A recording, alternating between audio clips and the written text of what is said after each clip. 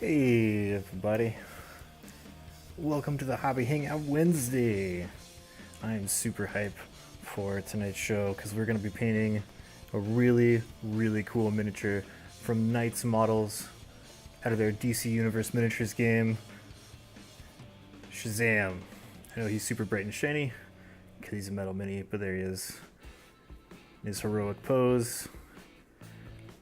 All-time favorite superhero, Shazam, or as he's supposed to be called, Captain Marvel. But I think most recently they actually rebranded him to Shazam, so that's what we're gonna have to call him. I always thought Captain Marvel sounded better, but there's a really long and drawn out saga for why he's actually called Shazam now, which is actually pretty interesting if you're into learning about that kind of comic book apocrypha. Just like all sorts of crazy stuff, ins and outs, like dealing with all these different copyright holders and authors and artists and all this kind of stuff. It's pretty crazy. But we'll be painting him today. Be talking about it a little bit. In case you don't know, we'll go into the details. Like I said before, this is made by Knight Models. They make the Batman miniatures game. They also have a DC Universe miniatures game with all the big players and villains. So if that's something that you're into, I suggest you go check them out. I know that Elric's Hobbies sells some of the Batman miniatures.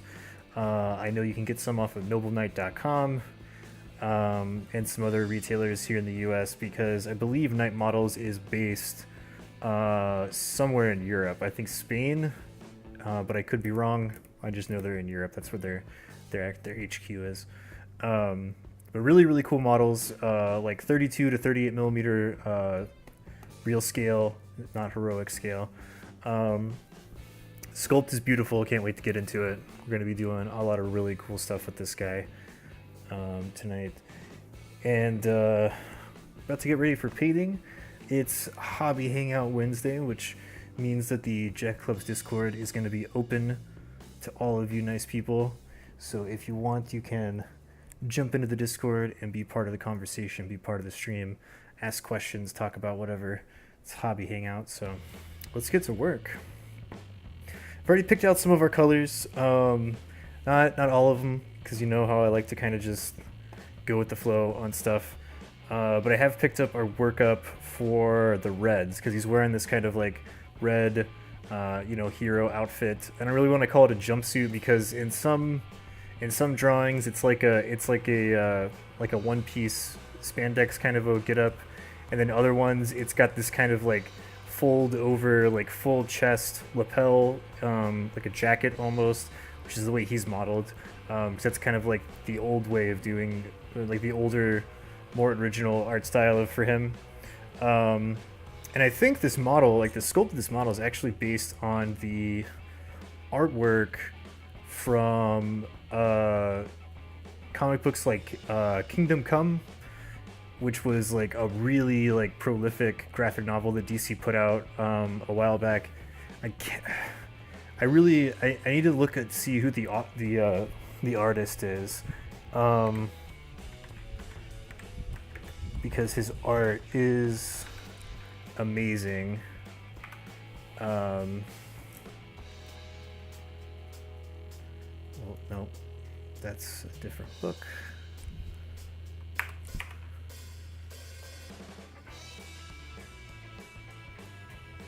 Here we go. Let me look this up.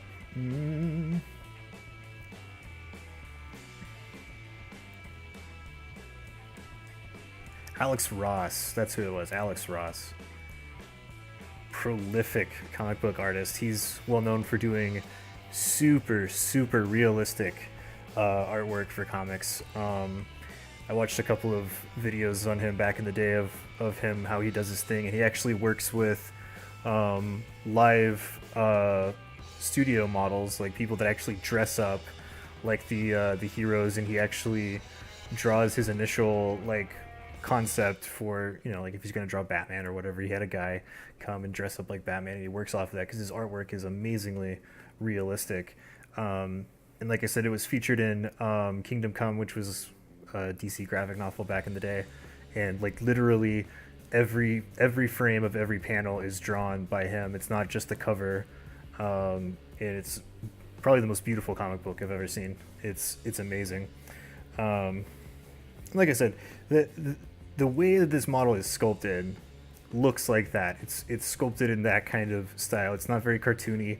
It's not like New 52. It's very much the Alex Ross style of superhero drawing, and it's just awesome. I can't wait to get to work on it. So without further ado, let's get to work. And I could have primed this before the show, but I was thinking that it would be nice to kind of go into detail about how to work with some of these metal models, because I know that a lot of people out there, especially if you're fairly new to the hobby, or you don't get into games that use metal miniatures, that metal miniatures can be a little scary. And I'm here to tell you that they are definitely not. They're not scary at all. They're super easy to paint. You just have to attack it from a different angle than you would a plastic model, because of the way that metal, works as a medium. And being able to show you like from bare metal to finish, that would be pretty cool. So that's why we're just going to start priming him on stream. And I use the airbrush for all of this kind of stuff, but you can apply some of the same principles to priming with like normal rattle can primer, if that's what you have to use if you don't own an airbrush. But basically you just want to be working like super thin and just build up your layers, so it's not like a single layer of primer trying to grip onto that metal. Just want to build it up over time, and that way that'll help avoid paint rubbing off, paint chipping, stuff like that, because metal models do have kind of a notorious reputation for the paint wanting to rub off as you handle it, and paint chipping if it takes a tumble on the table or whatever. But if you just work it up, like don't try to get it all in one go. Just like build it up lightly, like I'm doing here. And doing some other things, like some of the things that I like to do when I work with metal models is I do like to give them kind of a bath in some kind of solvent. So I use my Tamiya solvent paint thinner. You can use other things that are solvents, because as you're cleaning this, you gotta get all the little nubs and stuff off from the pore gates of the mold, and you gotta like clean up any mold lines by sanding it and stuff. And as you're doing that, the metal can like stick to itself. It can get to the nooks and crannies and stuff and just kind of settle in there. And you're putting the oil of your skin onto it. And if you don't give it a good wash, a good scrub before you start putting paint on it, that paint won't want to get as good of a adherence to the material, especially with things like these like white pewter, that it's like a really smooth metal. You want to make sure there's no like skin oil on there, because it creates a barrier that the paint has a hard time getting through. And if there's any kind of like mold release agent, because some metal model casters use it, you can kind of feel it sometimes. It feels kind of like a very fine powdery feel when you like touch a white metal model, and your fingers have that kind of like powdered dusty feel in between them. That's what that is. They don't use a liquid based release agent like resin models do, because resin models, they just like spray it out of an aerosol can into the silicone mold, and it keeps the resin from wanting to stick directly to the mold. That's why they're all shiny afterwards, because it cures along with the resin. And that's what that is. It's a liquid based mold release.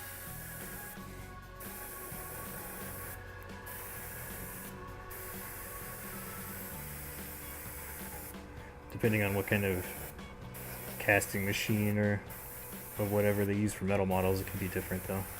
So getting that solvent on there and just eating all that stuff off there, getting it washed off is really good. And it'll get off all the little particles of metal from when you were sanding. Get all that out of there. It'll get all that skin oil off of there. And your paint will be able to stick really nice.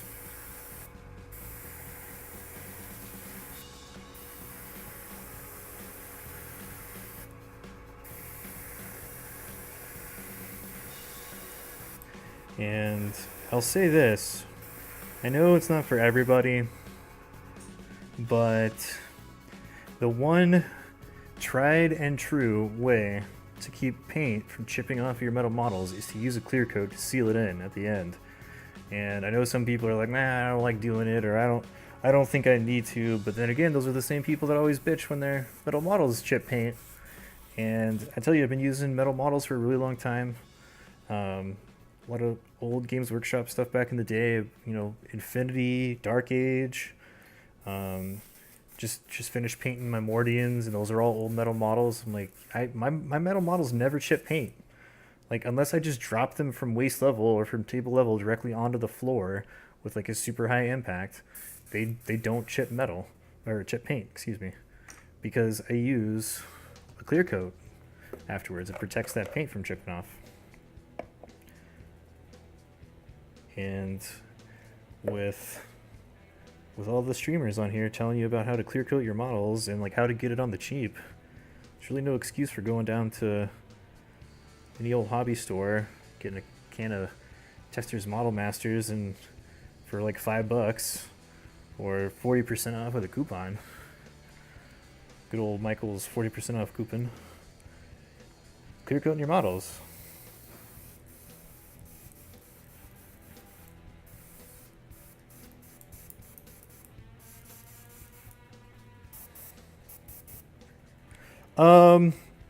It can. This Stynylriz primer can dry kind of fast. That's what I'm cleaning out right now. Is there's little particles of it dried onto the cup.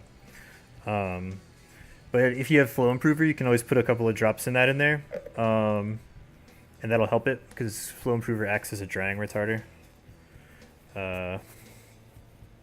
Usually when people ask me that, I say if you're priming one model, you probably don't need it because you're going to be, you spray one model and then you're done, clean out the airbrush.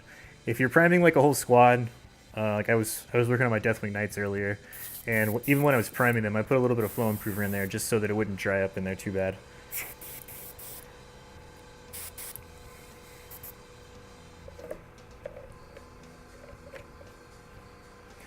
Yeah, I use Vallejo out of the airbrush. I use these two. I use gloss for washing, and I use matte for final coats. But in the past, I have used brands like Tamiya, Mr. Hobby. Tamiya and Mr. Hobby both have really, really good clear coats. I would say a little bit better than Testors because the nozzles on their spray cans spray a mist that's an aerosol. It's like way finer. It's like a much finer aerosolization than the Testors ones do. Most of the Japanese companies are like that compared to the Western ones. But I've also used Testors Model Masters, and Next Level Painting uses that as well. I actually started using it because he recommended it, and I did like it. But in my new apartment here, I can't use rattle cans in here because it's not as well ventilated as the old apartment was, where I was in the living room. So I only use the airbrush stuff now. But yeah, Model Masters lusterless flat for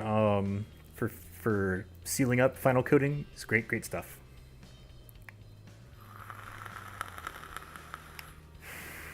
Vallejo and Badger slot. Yeah, man. I like my Badgers. I do. I know for a fact now, currently, Elric's Hobbies sells the Badger Patriot 105, which I used for years. I still have mine. And the Badger Patriot Renegade Chrome, which is what I'm using right now. He sells both of those on his website. He also sells the full range of Badger airbrush paints. He has all of their primers because they do make more than white and black.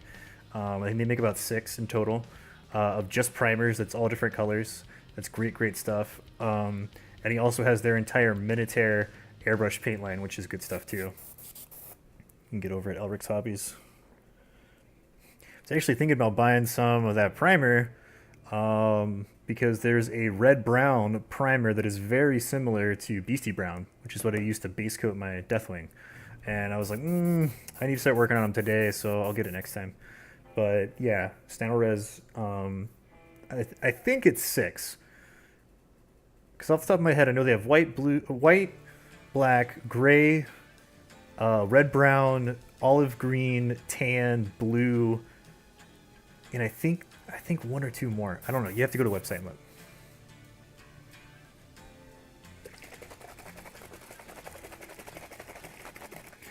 Speaking of white primer, we're actually going to bust out our StanoRes white.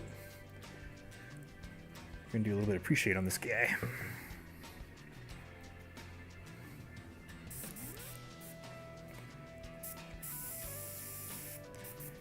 Okay, so got our black prime on there, looking nice and sexy. Now we're going to come in with our white primer, attack it from kind of the top down, and just build it up really lightly. What this is going to do is naturally establish where our highlights and shadows are going to be.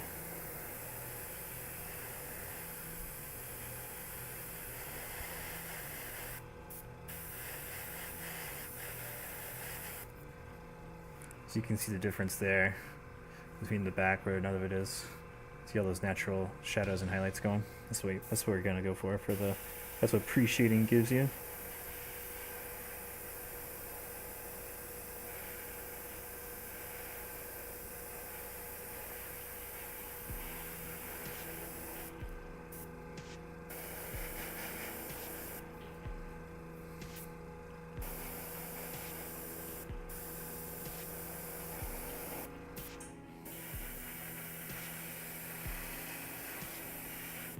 Get it really bright over these shoulders, pecs, and biceps where he's doing his little pose.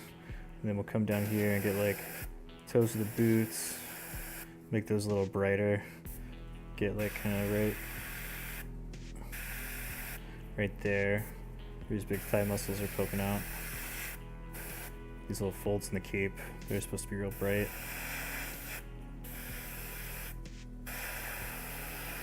Back of the shoulders, neck, get tops of his calves, just get the heels of the boots real lightly like that. There we go. Really nice pre-shade going.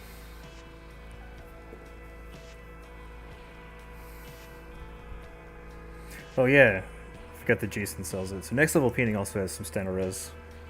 If he's your go-to hobby supplier, definitely check him out.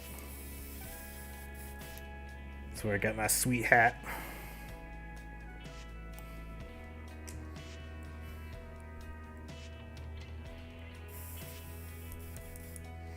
Clean this out a little bit. And like kind of what we're talking about, you can see a little bit of that residue in there is kind of just dried up on the cup. That happens with primers. That's just one thing you gotta deal with. See, there's just a teeny little bit left. That's why I like to have stuff like this on hand, because it's a solvent-based paint thinner. Because all of Tamaya's paints are solvent-based paints. You just pour a little bit of that in there and swirl it around with a brush, and it'll knock all that stuff off the edge of the sides of your airbrush, because the paint solvent will want to eat it up. And I think I've talked about this before, but if you're going to use this kind of stuff, you want to make sure that you don't try to actually thin your water-based paints with it, because it does not mix. And it's going to start eating away at that paint, and it just turns into a goopy, nasty mess. So only use it for cleaning purposes unless you're actually using a solvent-based paint, like Tamaya or All Clad or Mr. Hobby.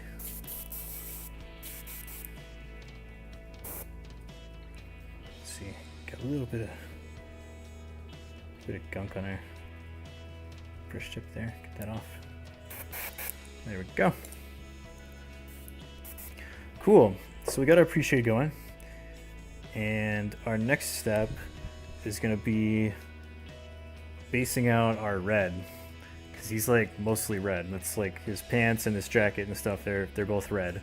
And then he's got yellow boots, these yellow arm wraps, yellow sash, yellow lightning bolt on the chest, and his cape is white with yellow trim. So gonna be basing out that red first. Yeah, it turns it into like a nasty goop Pixel Hobo nose. So we're gonna start off with some model color dark red, just a little bit. Just gonna kind of do a real thin coat of this. So I'm like not putting a whole lot in there. Kind of see here. You can like actually still see the needle at the base of the cup, like not a whole lot of paint. Because we're gonna be putting on all these paints to coat, or coats of paint really thin, so that our pre-shades can help guide us through doing our highlights, and it'll maintain some of our shadows.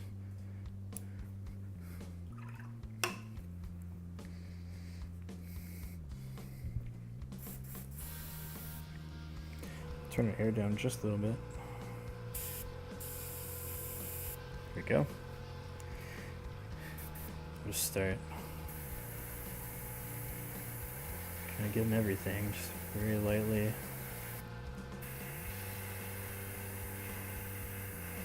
So we do want to get a solid coat of it, but we don't want to get it so opaque that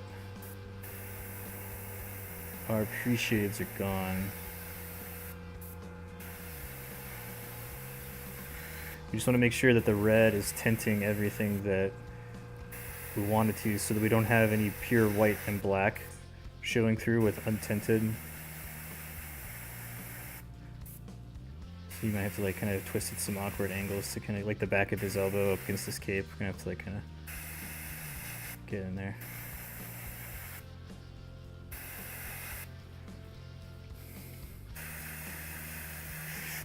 Get down in the folds of everything like that. Just make sure everything gets tinted this red.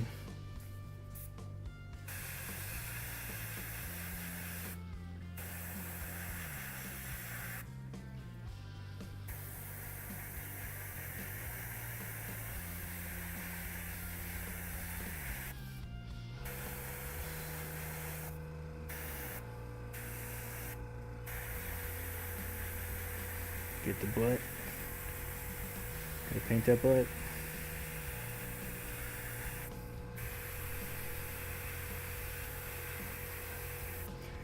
This is why I really like having this little dial on my quick disconnect, so that I can focus in our spray to exactly the PSI that I needed to, without dicking with the actual regulator on the compressor. I mean, it's all horseshoes and hand grenades, but it does help quite a bit, especially when you're trying to do really soft coats of paint like this and not completely cover up your pre-shade.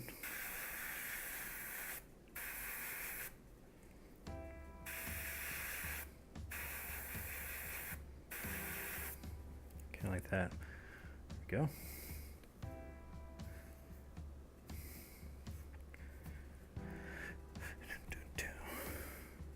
Our little squeegee bottle.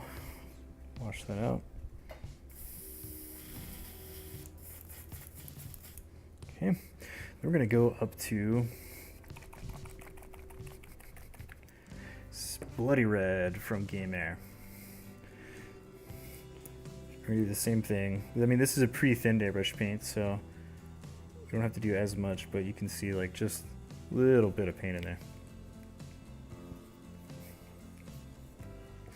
And we're gonna get out our flow improver again, because we want to put, like I said, we want all this stuff to be as thin as we can.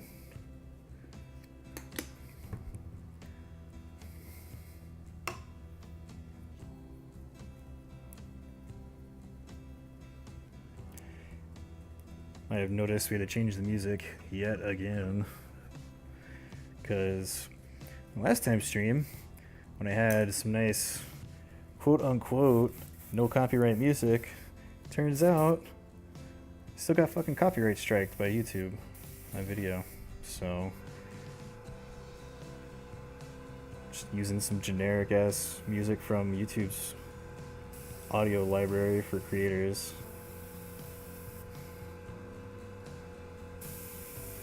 Playing your game, YouTube.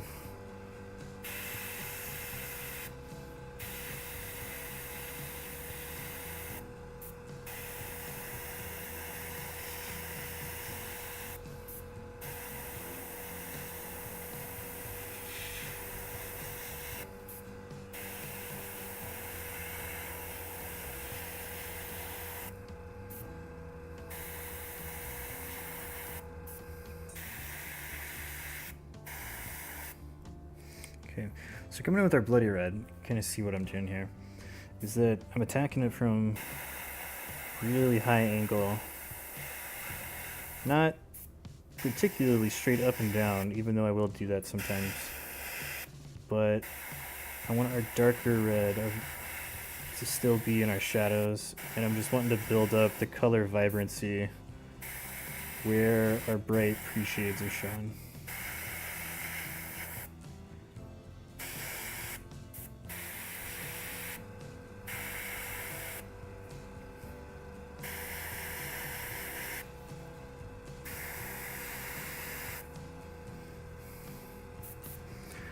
About like that.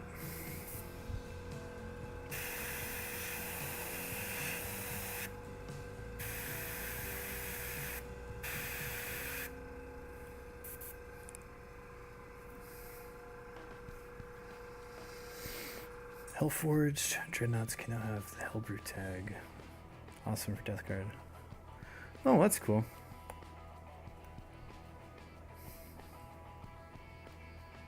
Honestly thinking about selling my Death Guard.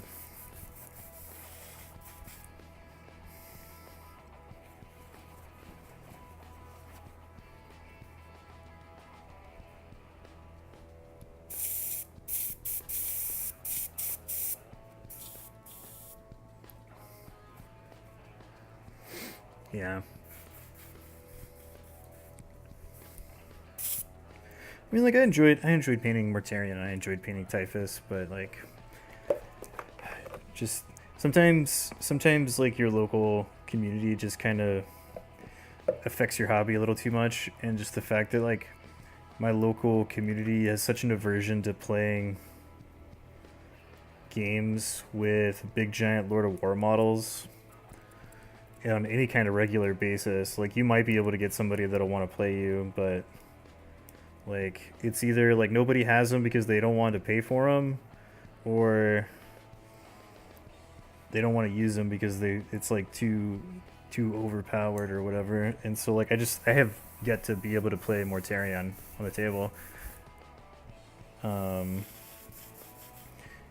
so I just kind of like have no motivation to finish painting the army or like buy more of it, especially since like my main goal is to get all my Deathwing guys finished for the upcoming tournaments. So I'm just like, I don't know. I'll probably hold on to them because I used to do that a lot with my armies. Is I would build and paint this massive army like hella fast, and then I would play a handful of games with it, and then I would want to go on to the next thing, and I would sell those, and then I would get into the situation where like 5-6 years like to now, I'm like, man, I really wish I had held on to some of that shit because it was like huge collections of stuff. So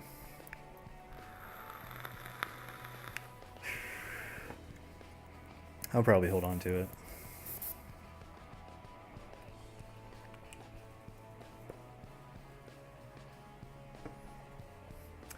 Where is... There we go.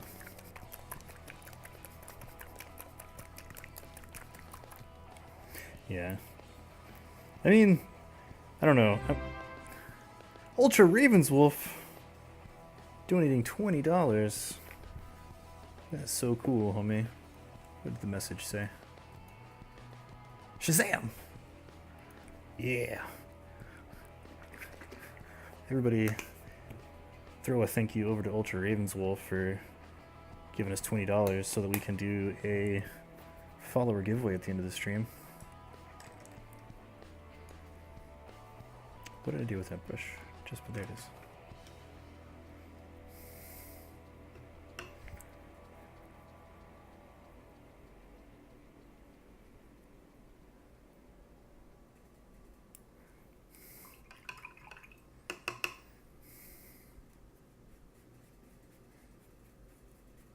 I remember the TV show too well. Yeah. That was a little bit before my time. I read some of the comics. Like, I grew up watching stuff like Justice League and Justice League Unlimited. And Shazam was in there a little bit. There was a movie that came out a few years back called Shazam versus Black Adam, I think, which was really awesome. And of course, like, I would read the comic books like back in the day when I was a kid, stuff, and stuff like Kingdom Come and some of those other comics that featured Captain Marvel and Billy Batson.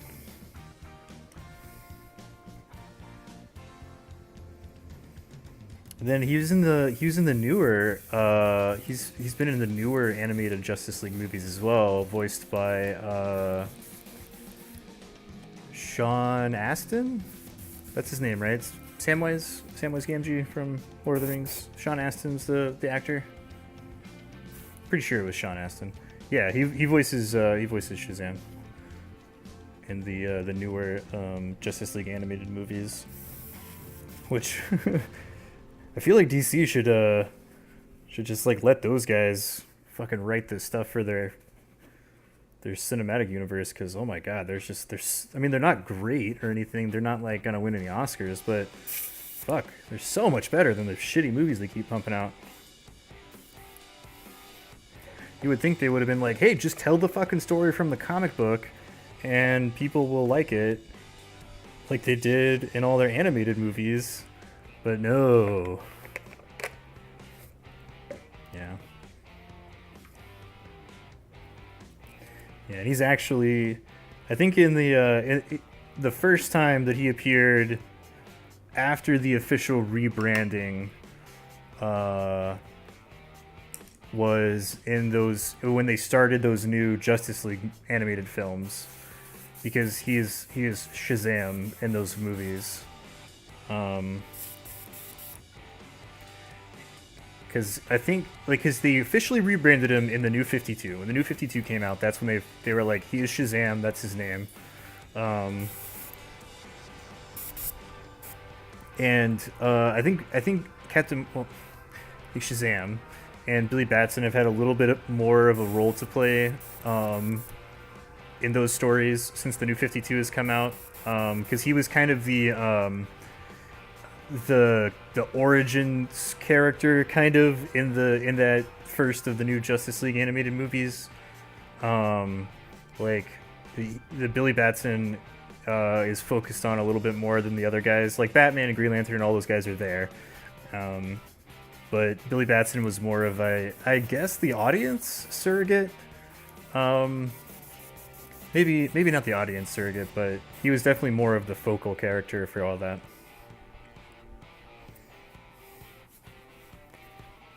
Yeah, I know, right? Like those, just, I think there's been 2 of them, or might have been 3. I think the ones I can remember off the top of my head is the one where they fight Doomsday, and that's the origin of, like, the origin of the Justice League is that movie, and then the next one they have to do the Atlanteans, and that's when Aquaman gets into the picture. And I think Flashpoint is part of that continuity as well. I can't remember if there's been any more. But yeah, those are good. Like, those have been really good. And like the Constantine one that came out was like really good. That one was awesome. Yeah, Flashpoint was one of them. That's in that continuity as well, which was also pretty. Like the Flashpoint movie was really good.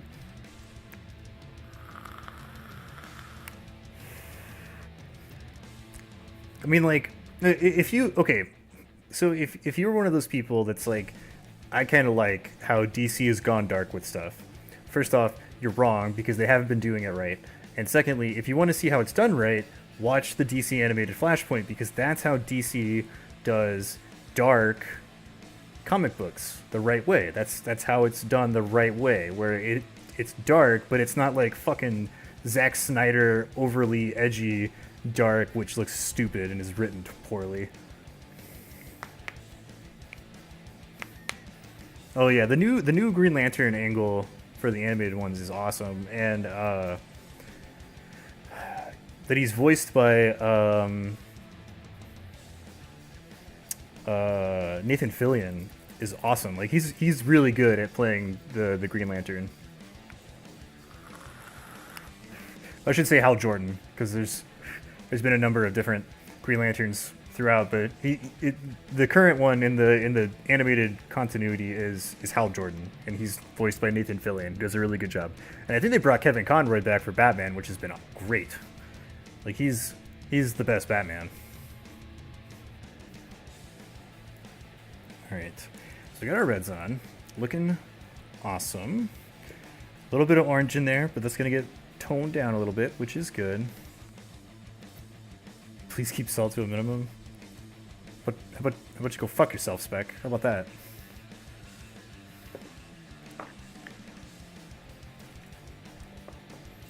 All right, what am I looking for? Gloss coat. Yeah, Al Jordan's. Although I do have kind of an affinity for Jon Stewart because he was the Green Lantern in all of the in the animated TV series. So I do like him a little bit.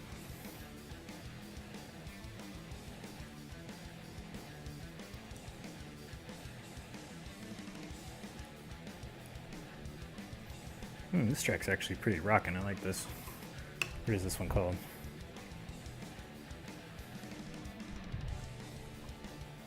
All these ones have like generic ass names. What is this one? Cut It. Yeah, this track's good. I mean, I did go through and listen to most of these before I added them to the playlist. You know, I didn't just like not listen to them, so I didn't want to get any like shitty music. So I kind of like most of these, but I didn't listen to all of them all the way through.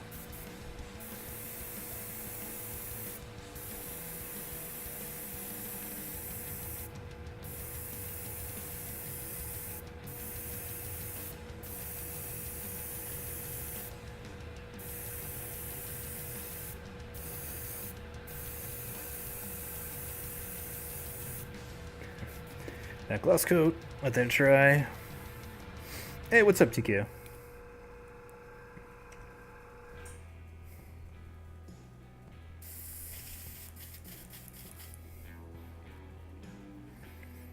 Clean this out while that's drying. And do a wash on these reds.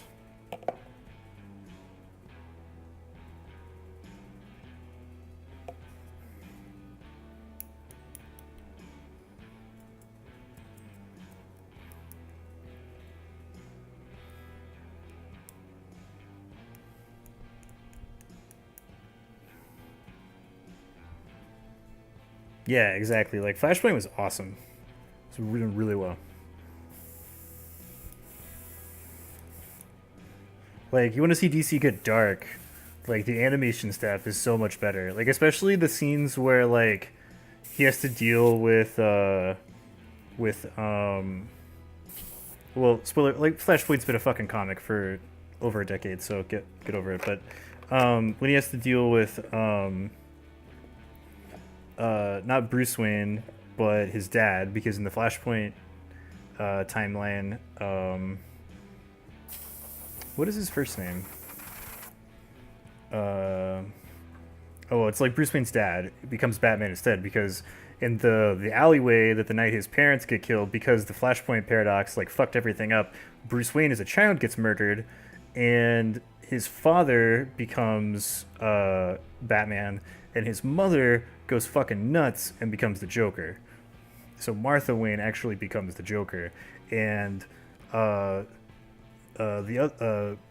Bruce Wayne's dad has zero qualms about using guns and killing people because he's like fighting the mob, like he just like kills people straight out, and is like a way different kind of Batman.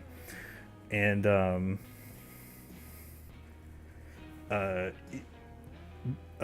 Barry Allen, the Flash in the Flashpoint series, it gets kicked off because he gets all butthurt on his mom's birthday because his mom got killed when he was in college and he couldn't save her. So he gets super drunk, and in a drunken like depression stupor, he runs so fast that he goes back in time and does something because he was so drunk he doesn't remember it. And then when he wakes up, everything's different because of the timeline paradox. So he's not the Flash. He doesn't have the Flash powers. Everything's different, and he has to like figure out why this happened and try to stop it, because at the same time, the Amazonians and the Atlanteans are at war, and the battleground is like in that it's like in the Eastern Seaboard. So like Metropolis, Star City, Gotham, like all that shit, like they're duking it out, and the American government wants to nuke them, and the Atlanteans have some kind of super weapon, and you know things get fucking real. And then there's when Barry tries to get his powers back by recreating the accident that turned him into a Flash, it all goes wrong and he gets like horribly fucked up, and it's just like all around great. Like that's how DC dark should be done, rather than poor script writing and bad lighting effects.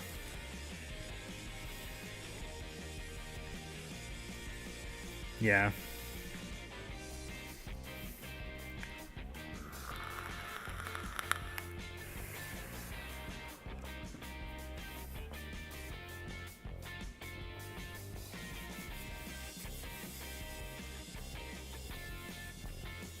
Is this shirt that says "Don't be a salty"? I need that shirt. I'd wear that on stream.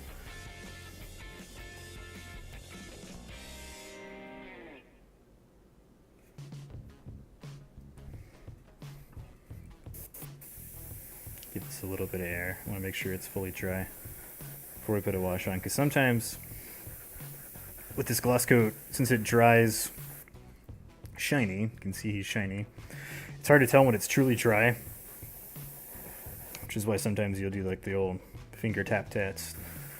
And it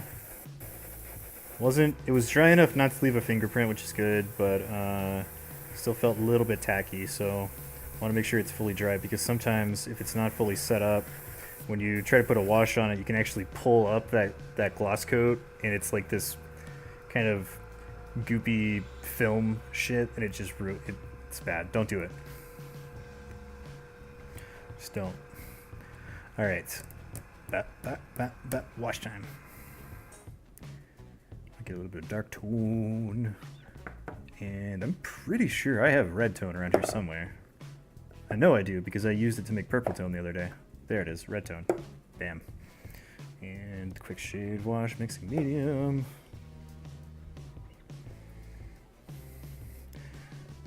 Get out our little bottle cap we were using earlier. I was working on our Deathwing Knights earlier. I want to make sure I rinse it out good before I put any other type of wash in there.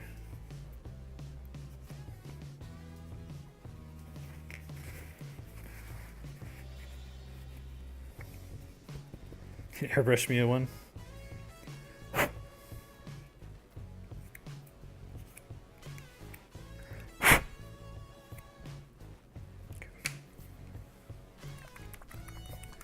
So like I normally do with these washes is, first things first, I put a little bit of quick shade wash mixing medium in there.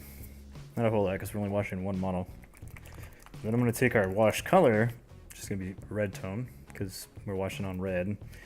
We're going to add that to our quick shade wash mixing medium first, because the mixed medium has the tendency to brighten up the wash color. So I like to mix this up first. You can already see it's kind of brightening it up before it was like really dark blood red. Now it's a little brighter. Get a little bit of water. Not too much. There we go.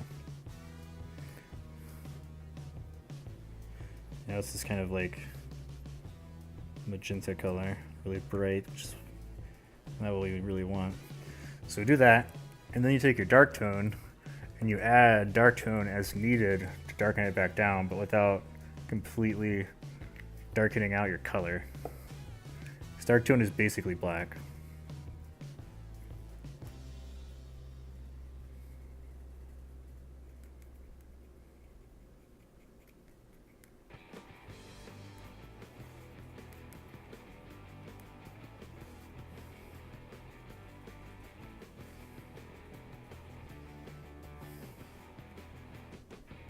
There we go. Actually gonna water this down just a teensy bit more. It's a little thick.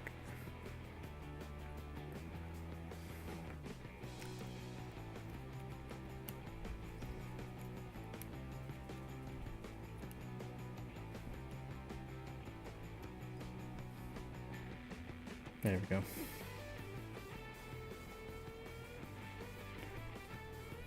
Just gonna come in, start putting this down.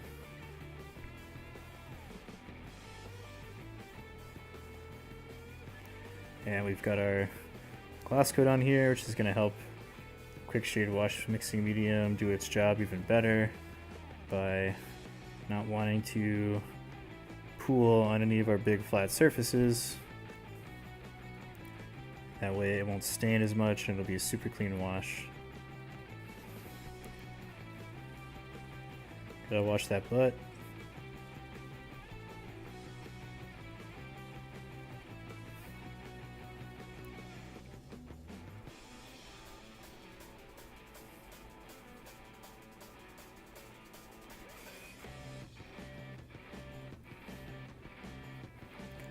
And if you need to like pull some off, like our big flat areas, you can just kind of dry your brush off on the paper towel, come back and kind of wick some of that wash off of there.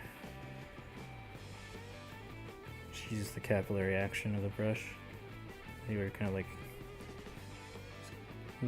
wicking it off of these areas we want to be a little bit brighter, or if we have a little bit too much, just kind of keep going back and forth. So you got like a little speck of something right there. Get that off. Here we go. Super duper clean wash. I'm gonna suck some of that out of there because it's pulling up way too much.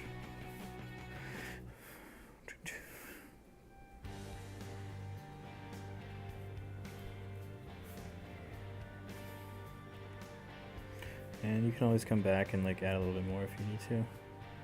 Kind of like on this line right here, bottom of his pecs, some underneath the diaphragm, just kind of like darken those areas up a little bit more to get some more definition. Some of the bit more wash in the armpit here. Go. About like that, looking really cool.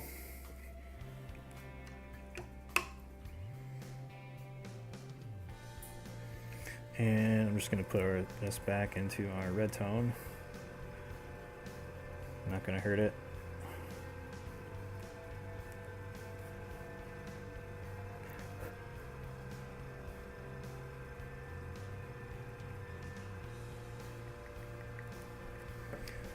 Try to waste as little as possible. This is the one downside of using the Army Painter system, is you have to mix up your wash every single time. So whenever you mix it in like a little cap, if I was using a little wash dish, you want to make sure that if you can put it back in the bottle, do it, so that way you're not wasting a whole lot.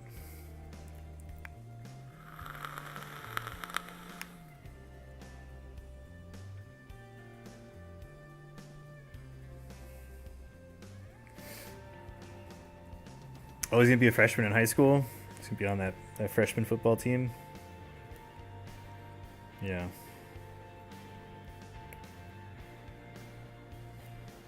I don't know, man. Like, depending on what kind of school district he goes to, they might have a pretty good program. Like, I Like when I was playing ball in high school, like they didn't really they didn't really give a shit until you started getting towards like the end of your sophomore year.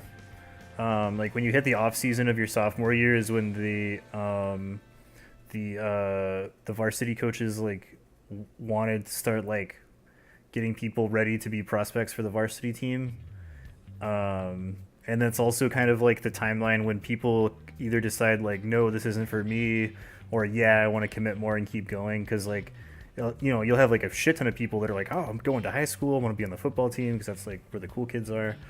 And then like by the end of the freshman year, they're like, man, this sucks. I don't want to work hard and all that kind of shit, and they'll quit. So like, the coaches don't want to have to have invested all this time in trying to get these people ready for higher levels when they're just going to quit. But some school districts take this shit really seriously, and so they'll like start training the freshmen like right out the gate.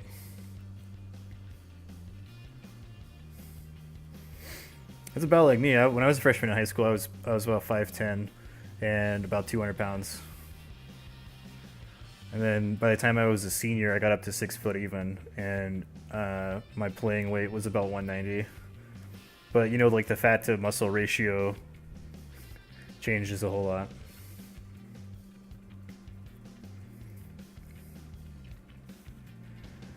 Get him to dry up a little bit more.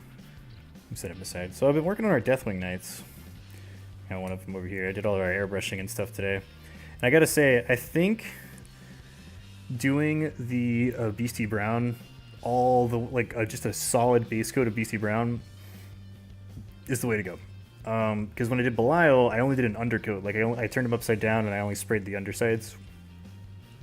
And what ended up happening is after I had already done all the airbrushing and put a wash on and everything, I was starting to realize there were like kind of little areas and underneath parts that didn't get enough shadow of that Beastie Brown, and I had to go in and like hand paint those back.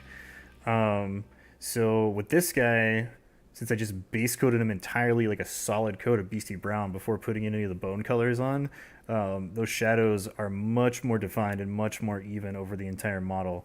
And I've got like a whole squad of them, so like you can see the shadows are much more uniform, which is making these guys look really good. And I also used cataphracti legs instead of the ones that come in the kit, which gives them a little bit of height. It gives them like 2 millimeters extra height from the waist, and then like maybe an extra millimeter or two because the legs aren't posed as far spread as like your old school Terminator legs are. So it gives them a little bit more height, a little bit more dynamism, because they have more crunch and twist in the torsos than the other Terminator kits have. And it was nice because like their tabards cover up the part where I clipped off the cables on the belly and the little notch where the belt buckle goes for the cataphracti kits. So pretty seamless conversion. They'd have to do a little bit of tweaking here and there just to get them to fit right, because the tabards are sculpted in such a way that they like clamshell over the legs that come in the kit. So they're like made specifically to go on there, and so like I had to do some sanding and some cutting and some bending to get them to fit just right. But the models look so much cooler because they have so much more like posing options with all of that extra torso to them. Like they've got some side to side and forward back crunch and some twist to them, which just makes them look more dynamic. And like I really like the pose on this guy where he's just like, come at me. It's a pretty good one. So yeah, did all the airbrushing on those today. Put a gloss coat, then a wash, and then just kind of waiting for the wash to dry before the show. So the next step will be to matte coat these guys back, because you can see they're still a little shiny. See the shine like from the gloss coat. You want to matte coat them back because paint doesn't like stick in there, obviously. So I'll have to matte coat these guys back, and then I'm going to hit them with a dry brush of ivory, make sure all the edges are nice and highlighted, super clean, and then go into painting in the other details.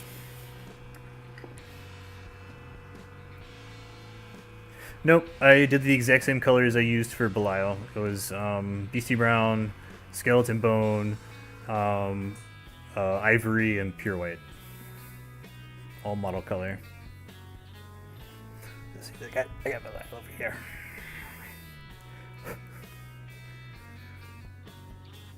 And so you can see kind of like on the underneath of those like little leg guards and on the underneath of his shoulder pads and stuff, I had to go in and like manually paint in the Beastie Brown because the shadow just like wasn't there. It got like super washed out and wasn't looking very good. So the shadows are a little bit more like just like super hard cut in, a little bit more like hard than I would have wanted them. But overall, I mean, it's still a great looking model. So I'm not sad about it. It's just that like if I had base coated the entire model in Beastie Brown, it would have looked a lot better from the get-go. So that's what I'm going to be doing with the rest of the Deathwing from now on.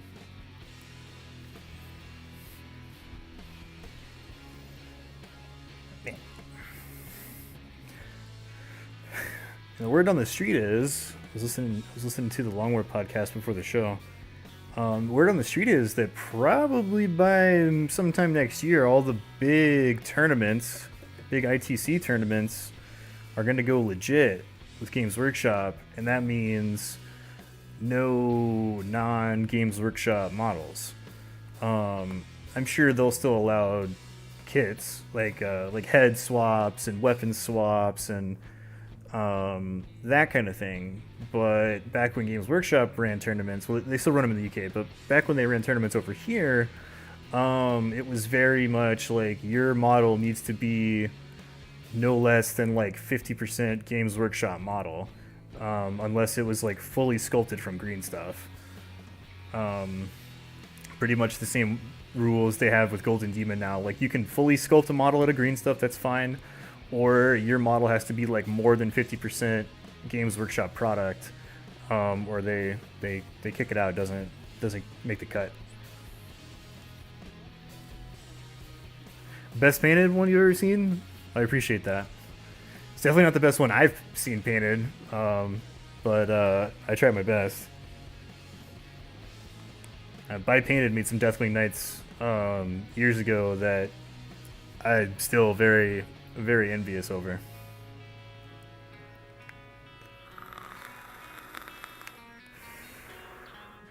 Yeah, like about 70% a mile. I mean, like, with a lot of stuff, there's gonna be like loopholes and all that kind of shit, just like with everything else. I mean, like if I had the Belial model and somebody asked me if that was sculpted out of green stuff, I'd say yes, it is, because how are you gonna know? So I heard that and I was like, I'm not giving up my Belial model. Like that thing's just too fucking legit to quit. But you know, I'm not gonna be using any like Puppets War, or Cromlech, or Victoria miniatures, any of that kind of stuff. Which I never really intended on using for any of my armies, but as far as like little bits and stuff, like I'm still gonna use Shapeways. I'm gonna use Pop Goes the Monkey for my shoulder pad emblems. I'm not gonna stop doing that. You know, if I find like a super legit model that's like a completely custom skull, I'm gonna use it. But I'm not gonna be using any of the other like third-party companies that just make knockoff products of Games Workshop stuff, like those other ones I was saying.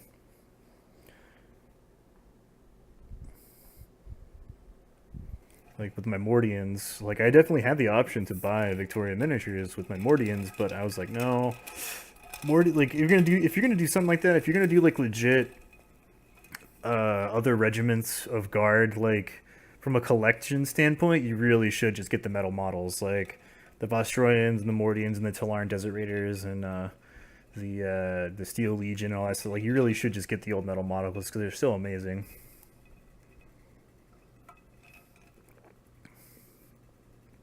Creature Caster is probably one they're gonna say no go. Where did our music stop?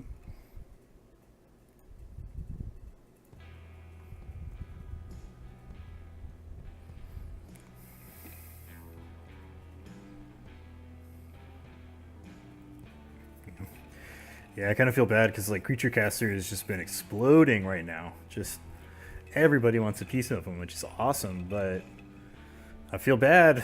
I'm gonna feel bad for all the people that are like, damn, can't use my fucking awesome Demon Prince. This sucks. Because I mean, let's face it. If you had a choice between a creature caster demon and a Games Workshop demon, 9 times out of 10 you're gonna be choosing that creature caster demon because it just looks better. Like objectively, it's just better.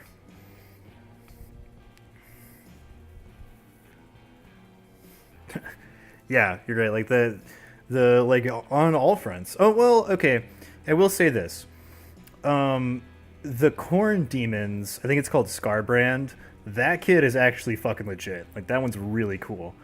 But for everything else, like their stuff is just not cool looking. Like it's just not very well done. Like they've been using the same like generic ass Chaos Space Marine demon prints for fucking over a decade, and it's just not cool anymore.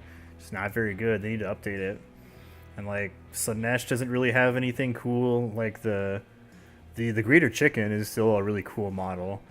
That's really all they got. They got like Scarbrand, the Greater Chicken, and Magnus, and everything else is just kind of meh. Very meh. All right, looks like our wash is dry. Want to check? If I can't move it with air, that means it's dry. We got like a couple little places, but if I just run some air over it, nice and far away, it should dry up faster. So I'll just kind of hold it in place.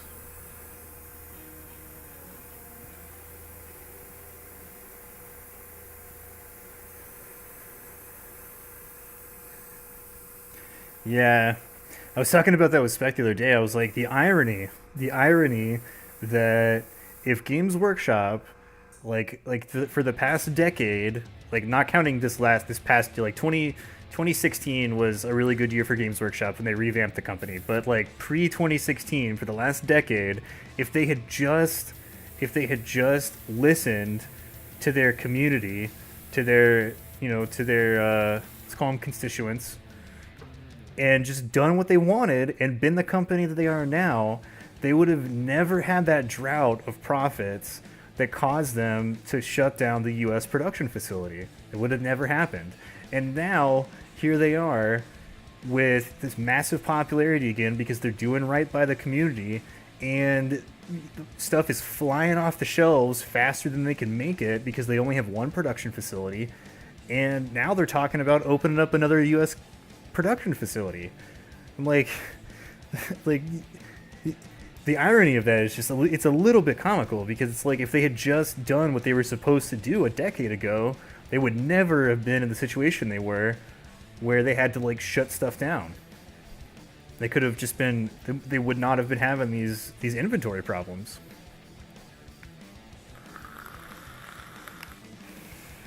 Because right now, the reason that our release cycle for models is so slow, the reason that they were like, hey, here's more Mortarion at Adepticon back in March, and he didn't even get released until like a month ago, is purely because they do not have the production facilities to keep up.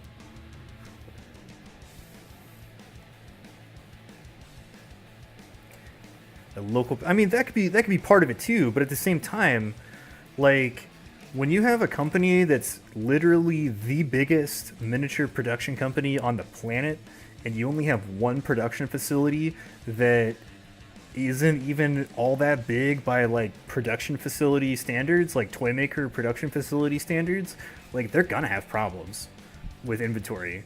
Like they can only churn, like they only have so many machines, because it's basically the way the machine works, right? Is it's this machine that does injection molding, and the plates they use to make each sprue are like bits that you just swap in and out.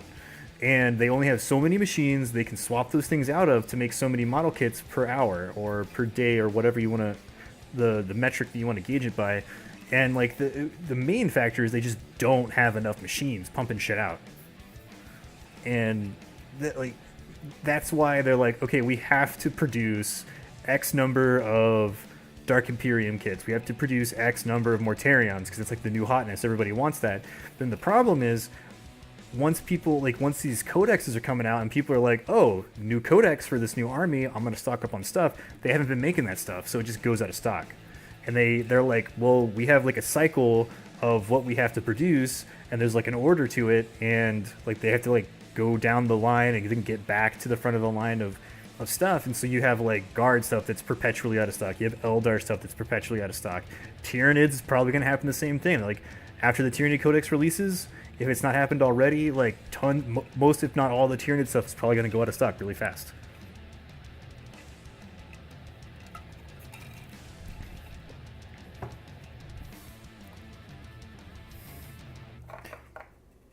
I was gonna tell you this later, Spec, but I was at the hobby shop yesterday. Shelf full of Harlequin boxes, like 2 to 3 kits of all the Harlequin boxes. That stuff is like crazy out of stock. A friend of mine was like, "Man, I should just buy all that Eldar stuff and then put it up on eBay and make a massive profit." Can't find it anywhere now. It's probably pretty lucky that I found the guard that I did, because even on eBay, which is usually where you can find everything, all the metal regiments are hard to come by because everybody picked them up right fast when the new codex dropped, or they're like substantially overpriced. I was lucky enough to find my Mordians for basically retail price. Then I only got like 3 squads because I mean they're still expensive.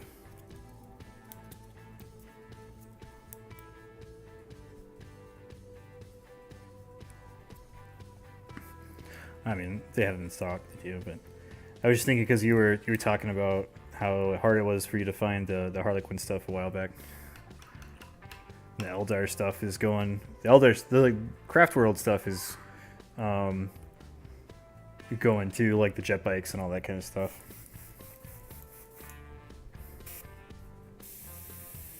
They had a bunch of that at the store as well.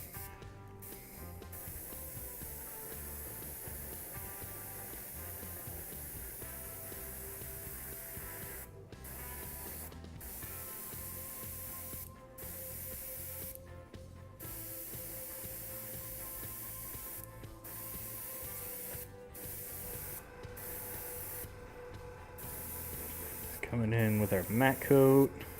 We're just going to give it a nice thin layer all over the model. And this is another way to keep your models from chipping paint, is clear coats throughout the painting process. So you have multiple layers of paint and multiple layers of clear coat so that your metal models will not chip. So there we got our reds looking super great with our natural shadows and natural highlights. Beautiful.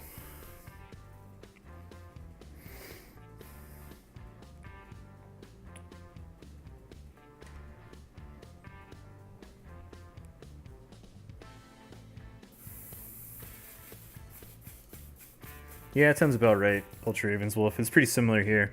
I mean, Austin has 2 Games Workshop stores, like or Warhammer stores, I think is what they rebranded to. We have 2 Warhammer stores. So I mean, like if you really need some Warhammer stuff, like you can always go there. But you know, the local stores have the same problem as their, ordering direct, is that they're out of stock. Depending on like the local, like what the people in the local communities are like getting into. Like for example, the Warhammer store that's up in my part of town, if you want to go in and get any kind of Space Marine vehicle, good fucking luck, because they never have that shit. Rhinos, Razorbacks, Predators, Land Raiders, they're always out of stock.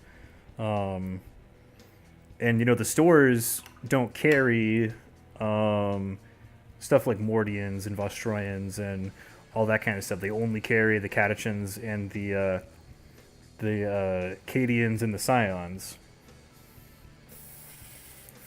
And Chaos stuff is usually out of stock here as well.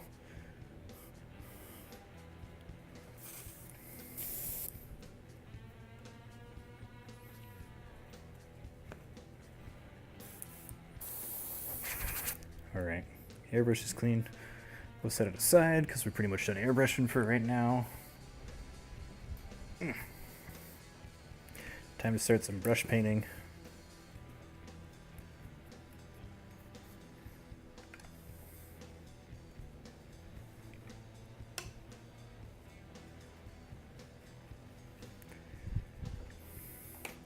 Get out one of our new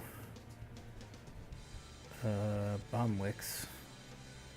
There it is, number 0. And I might need our, what is this, number, no, I might need a number 1.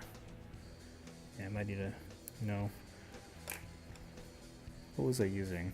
3? It was a 3, I might need a 2 for the cape.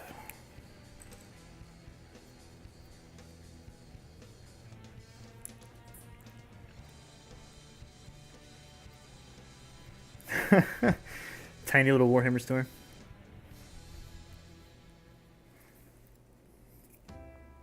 Alright, so let's do some of our, start blocking in some of our golds, at least on the body. Well, no, let's do the cape first, because that'll be easier. So get on our...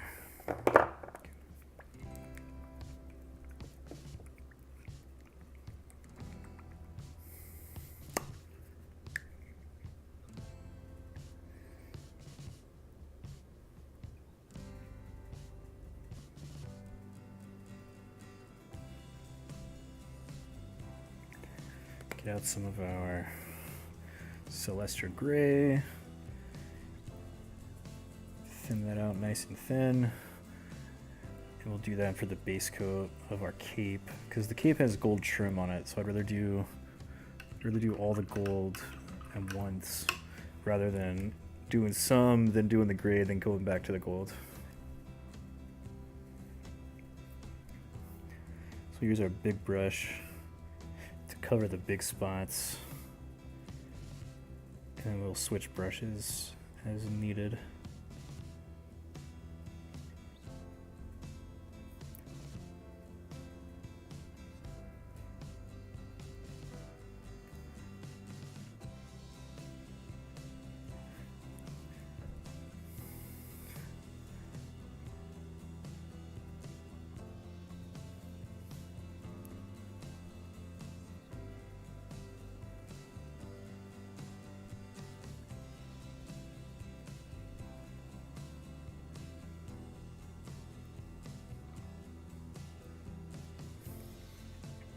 Just going in nice and thin with this.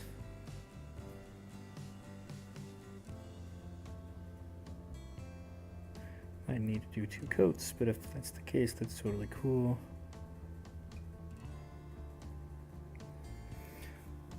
Switch to a smaller brush.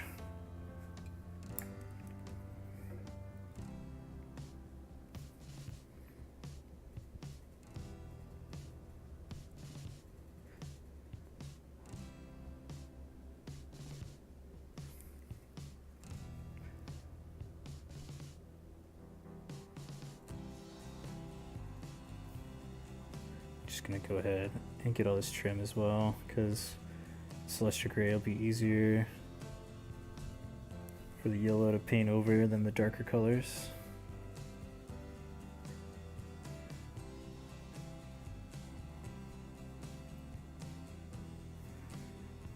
Other side too.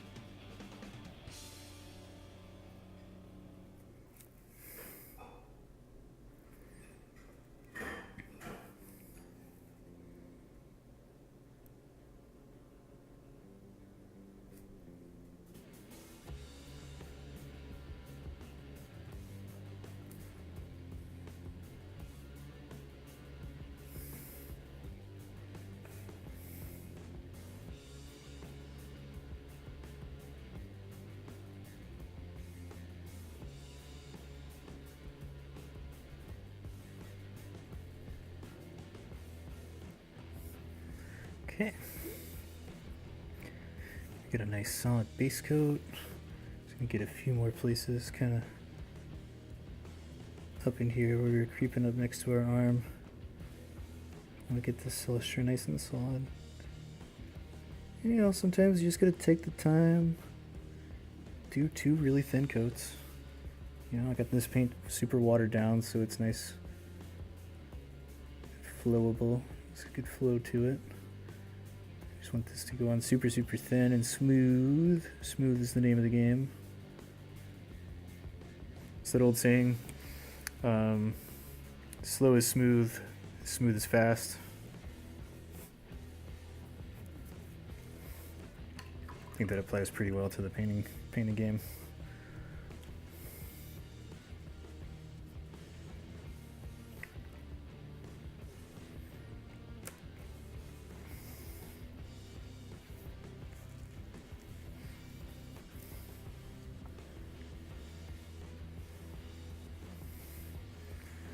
There's a guy that plays Gilliman in 1K games. Wow, that's it's kind of a dick move. Well, I say that, and I do like playing 1,000-point games, but I would say it's a really dick move if he only does pickup games with people and doesn't tell them, like, oh yeah, I have Gilliman, so prepare for that.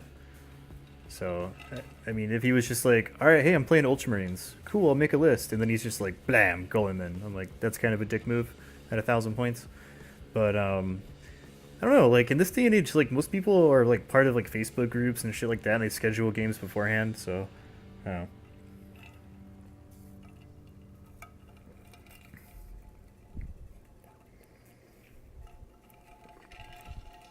I mean, if I was looking for a pickup game with like 1,000-point list, and somebody did that, I'd be like, all right, well, before we start, I'm going to retool my list a little bit. And if he didn't like that, I'd be like, well, fuck you. Straight up. So I mean, like that's like somebody trying to get an unfair advantage on me by, you know, playing little fuck games, and I don't deal with that.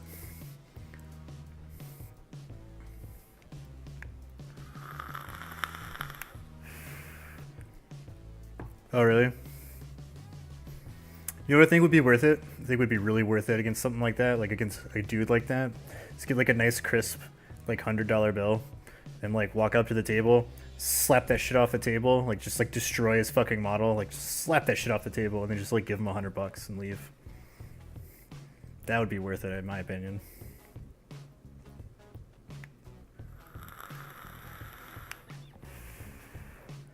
Well worth $100. Just see the look on his face.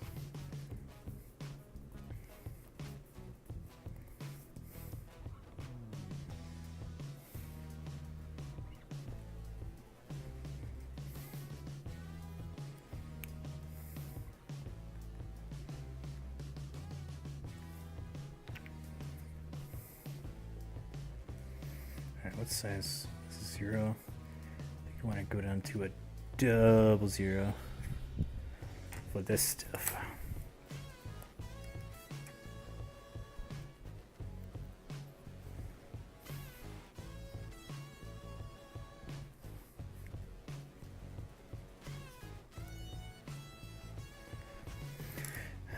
Use my Winsor Newton.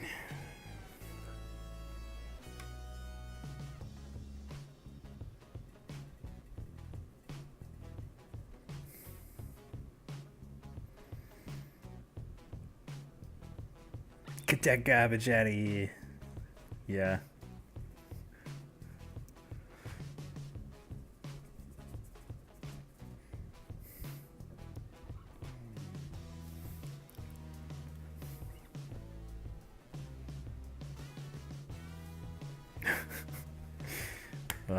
Yeah. I don't know. Like that's definitely one way to do it, Apophis. But I don't know. I think there's a beauty to being able to just be like, just like slap it down and then just like put 100 on the table. Like, not only can I put you in your place, I can afford to just be like, there you go, totally worth it.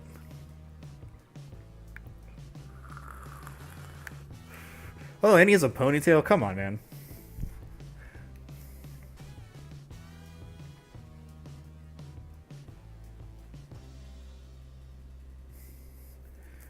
feel like there's like a ratio of like whether or not you have a ponytail and you kind of have to be like a good person.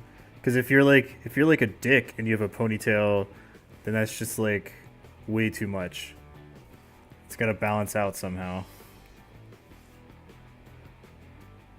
So I know a lot of cool people with ponytails, but when you meet that one person who's like just a total douchebag, then it's just too much.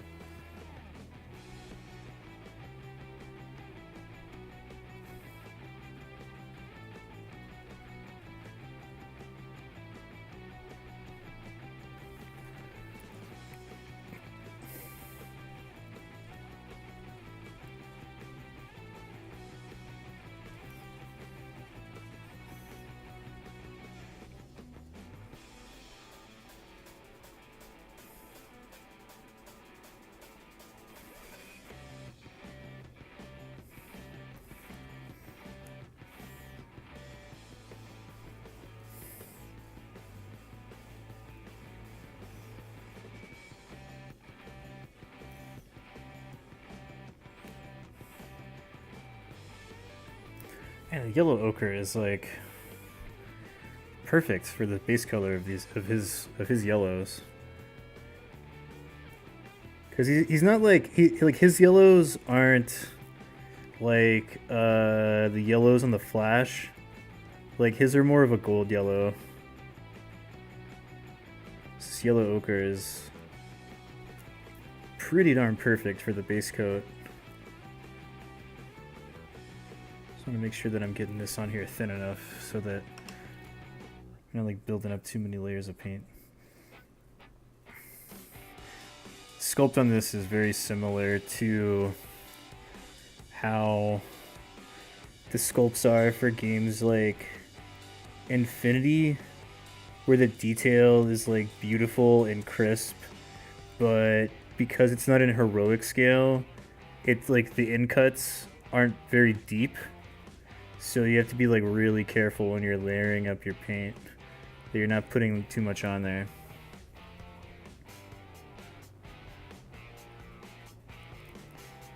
So I'm just like really thin, which is why I like working with model color, because you can get this paint super thin and it covers great.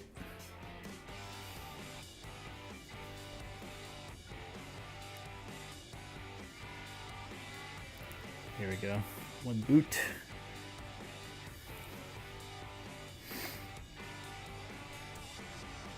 Oh wow, that's funny, Pixel Hobo.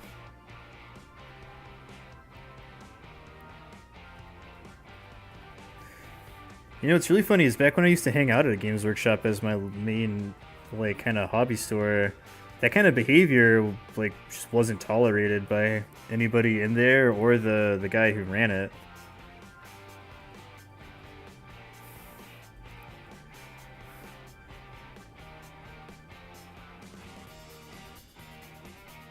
But every Warhammer store is, you know, is different because they're all run by different people, so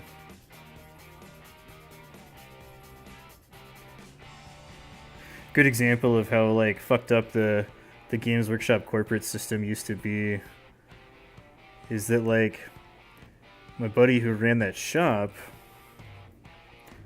he hated the way that Games Workshop wanted him to conduct business. He thought it was bullshit.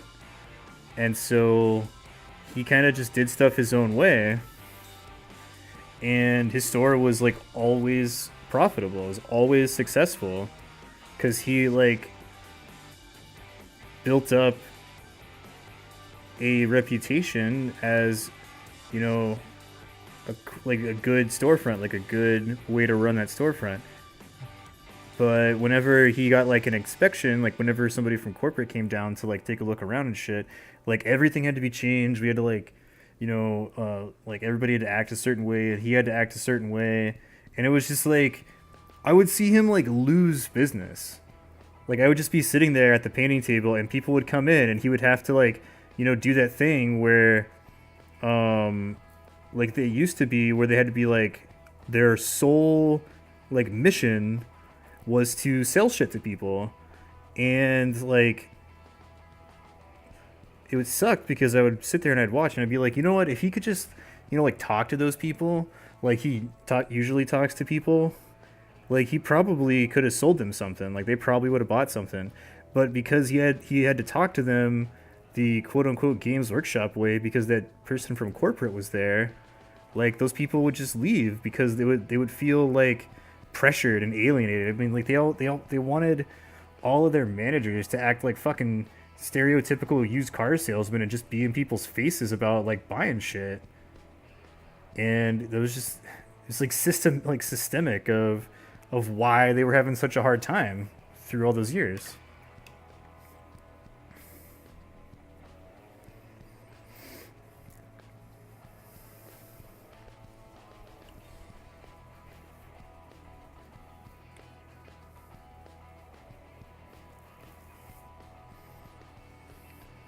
Yeah, you have a good point, Apophis.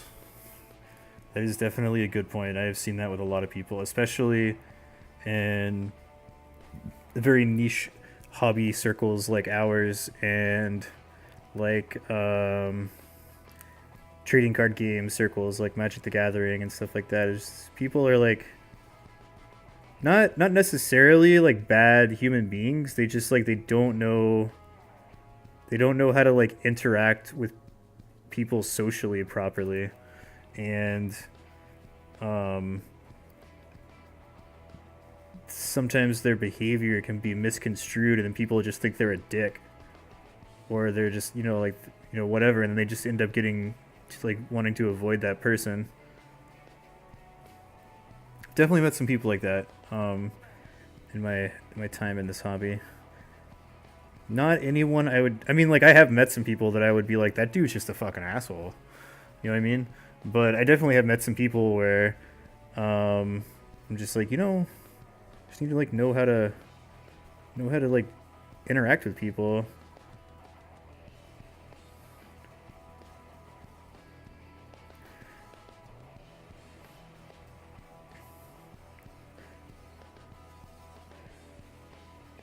Usually the only like the one thing that like I guess I can't classify it as one thing, but like usually I'll give people the benefit of a doubt and judge them based on their actions.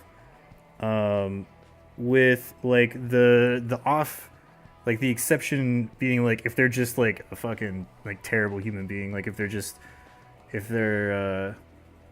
unabashedly like racist or something. Like I've definitely um been playing with people who were like, just because I was white they felt like they could say shit to me, and I was just like, no, don't, that's not okay, don't say that. And people that intentionally cheat, no redemption in my eyes. If you intentionally cheat at a game, then we're done.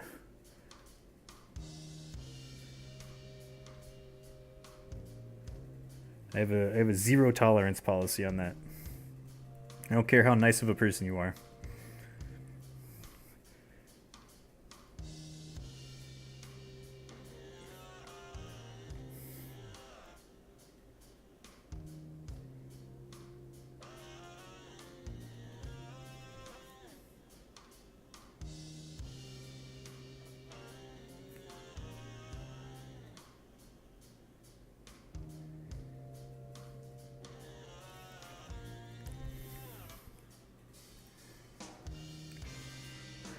Okay, now I've got to figure out where this sash kind of distinguishes from the cape, because I think there's a clear sculpt line down in here.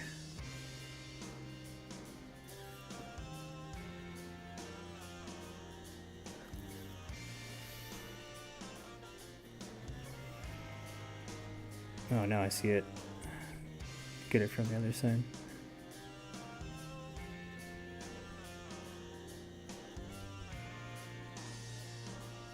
Right there.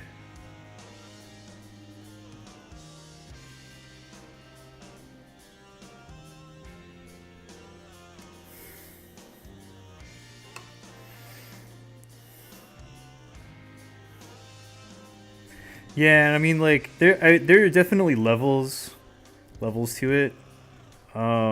That's one way. Um,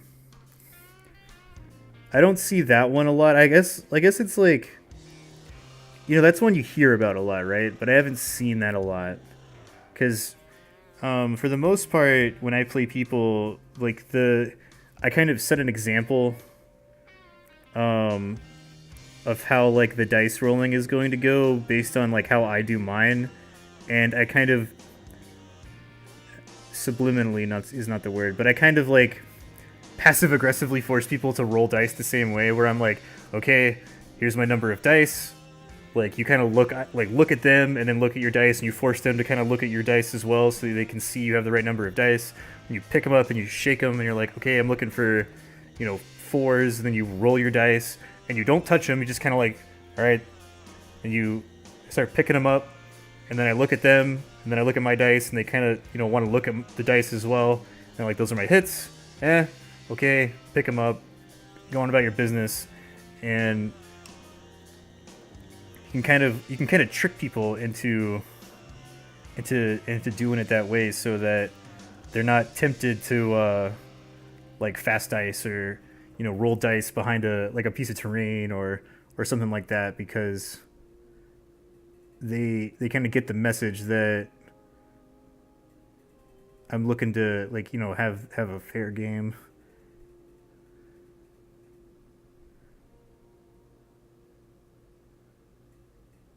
It doesn't take much. I like a lot of times you can just be like, hey, you want to like come around this corner of the table so you can see what I'm rolling.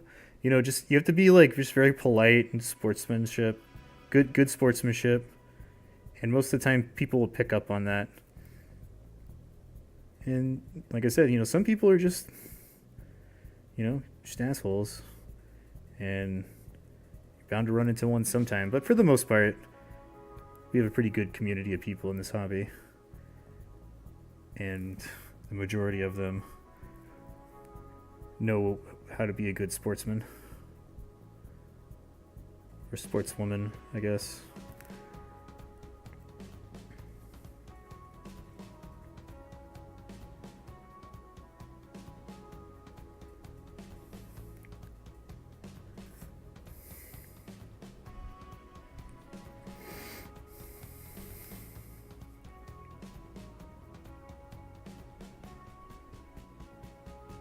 Yeah, I definitely have. I haven't seen it here in Austin yet, but there have been times back in San Antonio where I have seen people like intentionally cheat because they know that their opponent is like doesn't know the rules very well, or is like super new to the hobby, um, or like if the person is like never played against their faction before or something. Like I've seen them pull some of that shit, and gotta slap that down real fast. Like that kind of behavior is pretty irredeemable in my eyes.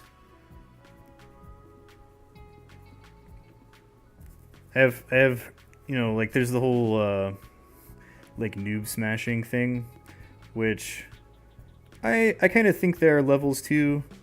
Like especially if you like know the person, and if you're gonna be like kind of give them a welcome to the game, like a welcome to the Thunderdome kind of thing.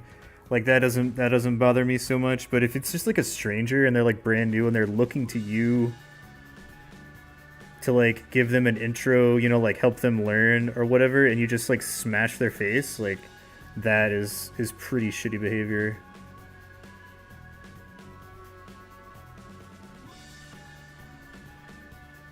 Say like the only time that's not like the only time that kind of stuff doesn't bother me is if people are at a tournament setting, especially if it's like a larger tournament. Like if it's your first like big tournament or whatever, and you're kind of like you're gonna like rely on your opponent to like help you with stuff, then like you're not you're not in the right setting. Like tournament play is about winning.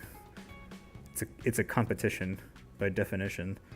So while good sportsmanship is definitely required, coddling is not.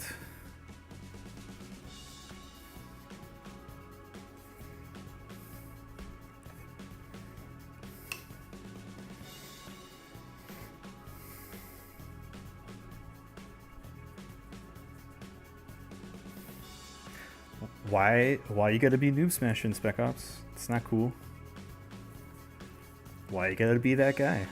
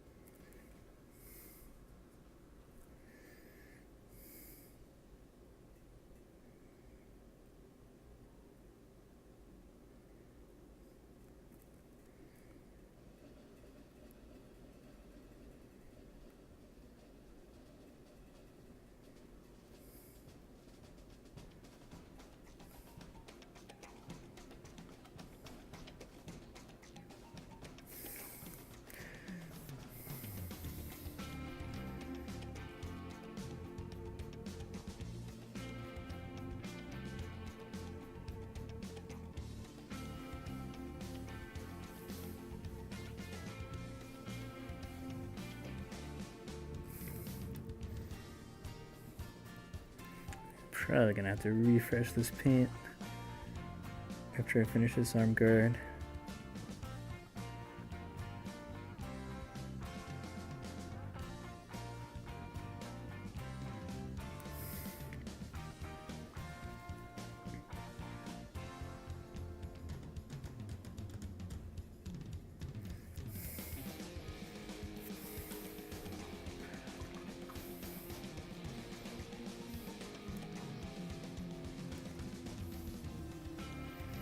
Oh, killing a Tal Commander ain't hard, man. I did that shit with a 5-man tactical squad one time.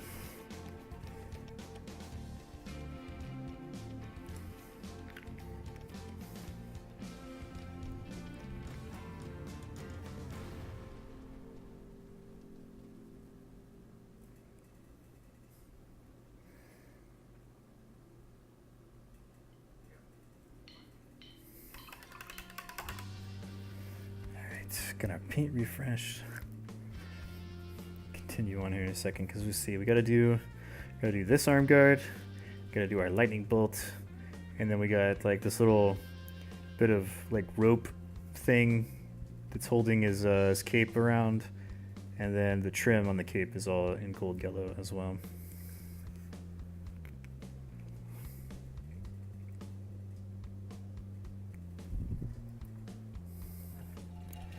A little bit of my drink to drink.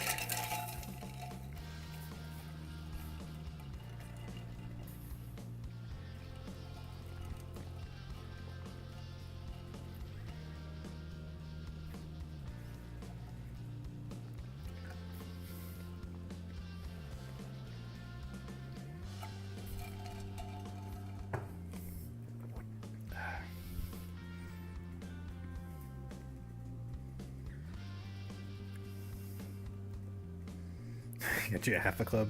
I think that's how it counts it, because it's like one every half hour. So it gets you get a half one every 15 minutes.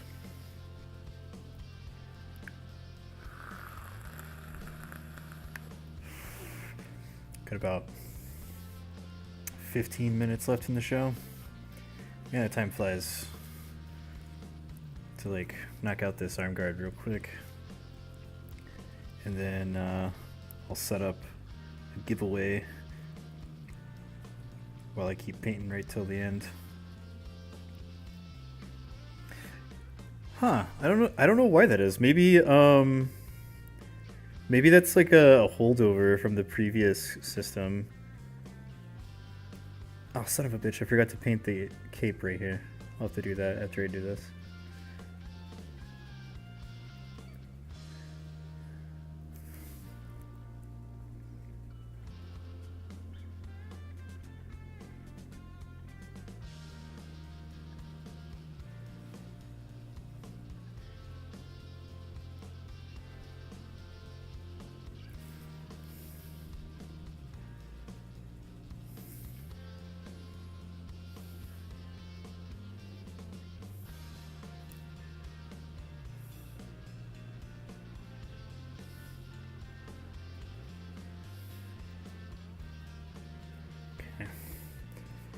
I'm just going to do a little bit of a thin coat over this one just to kind of help that paint smooth out a little bit. Trying to work with some of that kind of almost dead paint was making that a little rough as far as texture goes.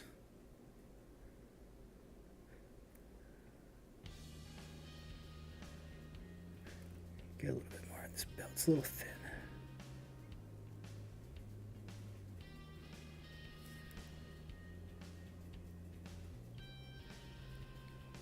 There we go. Ooh boy, that's looking good. I'm liking it.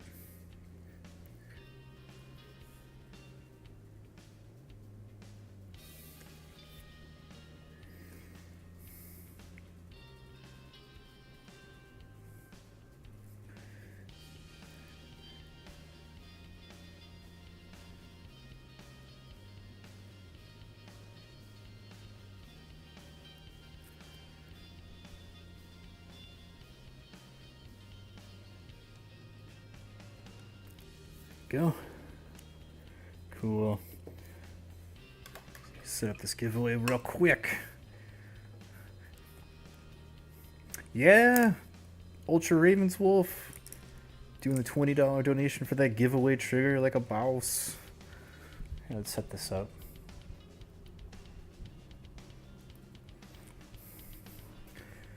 Let's see. I think I got something cool we can do. Do a keyword raffle. Do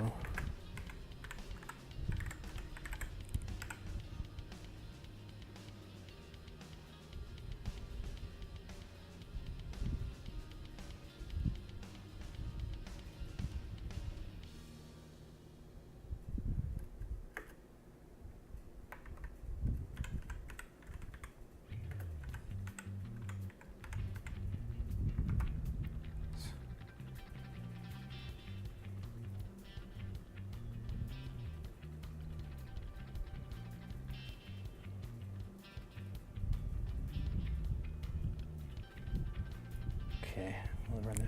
What time is it? 10 minutes. Okay. All right, so we're gonna do how our clubs earned for donating, which I need to give you yours. Thanks for reminding me, and also just by watching. You just accumulate by staying active in the chat, and you earn 1 every half hour. So before I kick this off, we find Ultra Ravens Wolf up in here.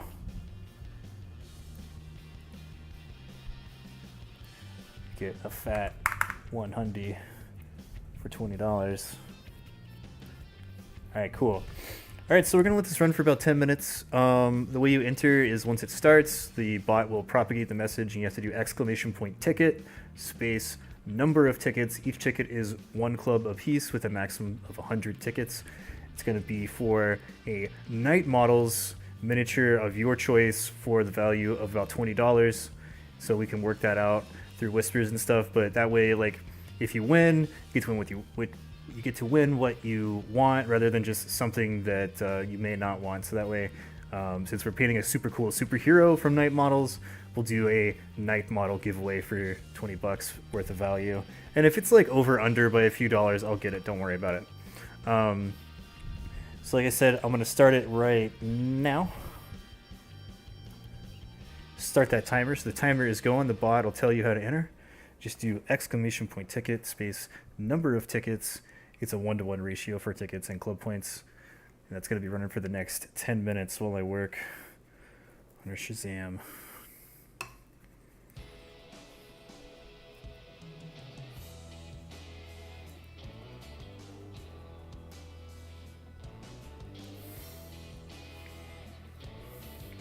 Get this nice Thunderbolt.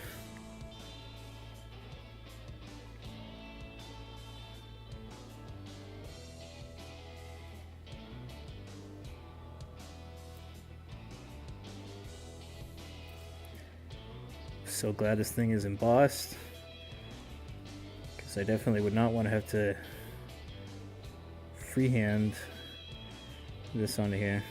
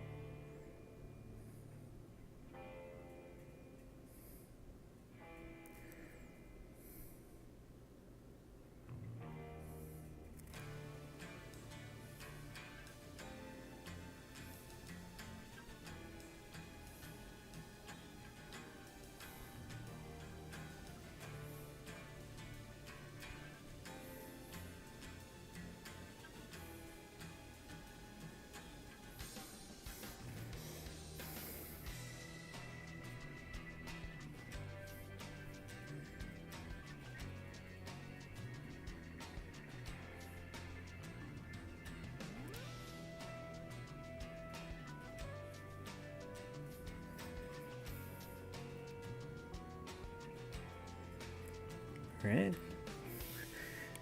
Lightning bolt looking super good.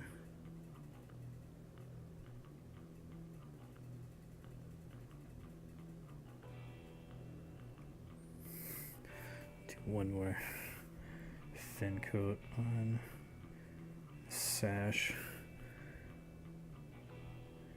These wider areas down here look a little thin.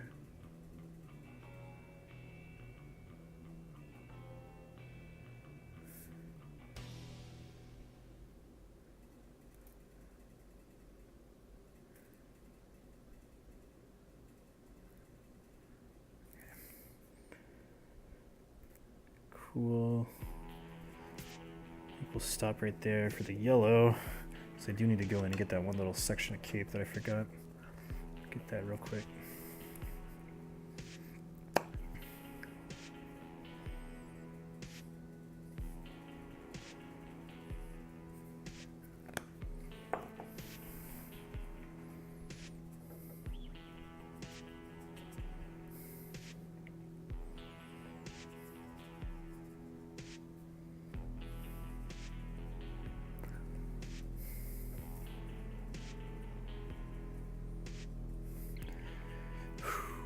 It's gonna be tricky.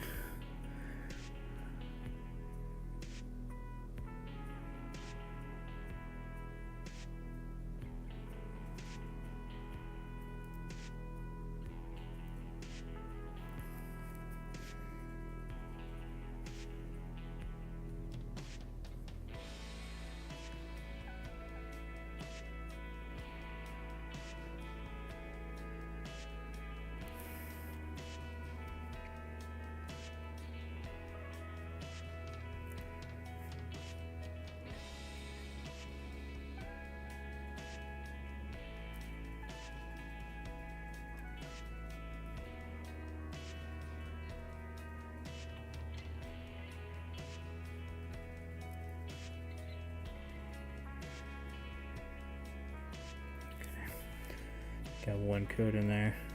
Got a little bit on our arm guard, but that's totally fine because we got a yellow out, so we can clean that up. Just don't want to get in on our red. Is that, see, that's that section between his elbow right there.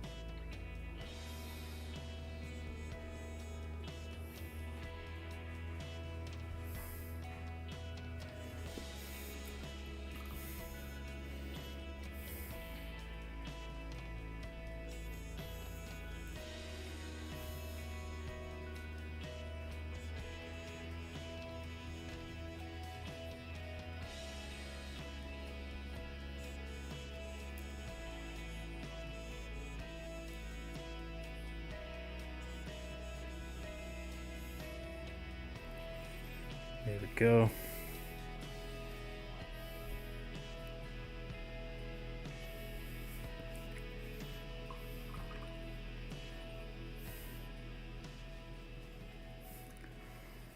That section done.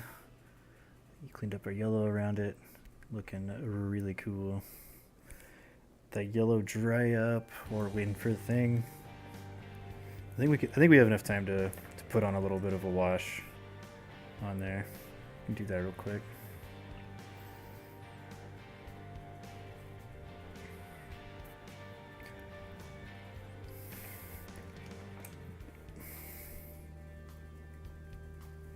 Let's get out anywhere. Sepia, there it is. for all of our yellows. I'm just going and put a wash on these real quick so it can be done for today.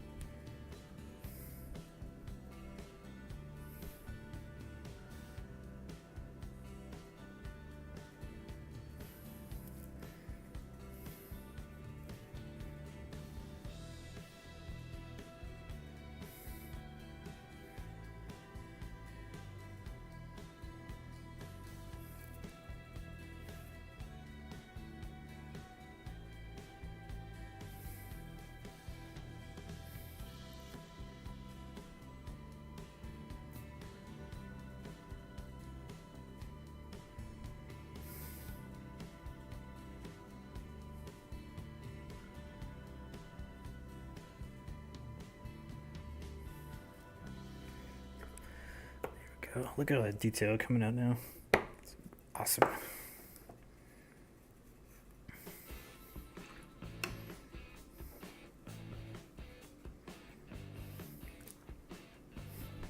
Let's see, it looks like our raffle is closed. We're out of time. So that's where we're stopping with Shazam for this evening. So far, looking pretty darn good. Awesome. Let's check our old raffle here.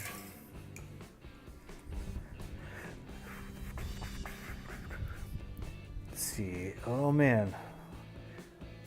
All right, we got 6 people. Let's see who wins. Ultra Ravenswolf wins. There you go. Talk about a immediate return on investment, man. Good job. Congratulations. So like I said, it's for a Night Models miniature of your choosing. So you can either go to their main website or you can head over to some other retailer, like any retailer where I can go to that website, pick it out, and have it sent directly to you. Will work for me. So just any night models miniature that you want, worth right around $20. And then after the stream, make sure that you give me a whisper with your real name and your mailing address, and specifically what you won. Make sure all that's in that whisper for me.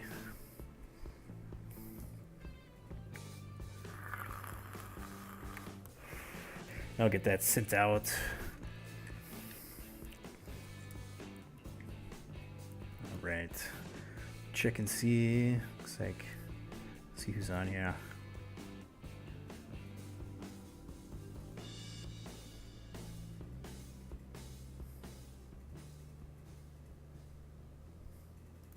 All right, I know who we're gonna host it to. Let me set that up. We'll do our outro.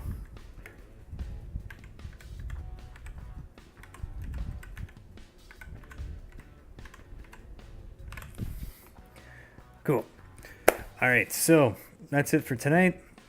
Congratulations again, and thank you to Ultra Ravens Wolf, which we much appreciated. We're working on Shazam today from Night Models, their DC Universe miniatures game. Beautiful, beautiful model. I'm super excited to be painting it. It's been a ton of fun so far. It's gonna be really cool. I'm gonna build a custom base for him and stuff. It'll be great. We're gonna be back again on Saturday at our normal time, 5 p.m. to 8 p.m. Central Time. We'll be working on Shazam again, so don't miss it. Thanks for anybody who followed during the stream. I think we had one or two.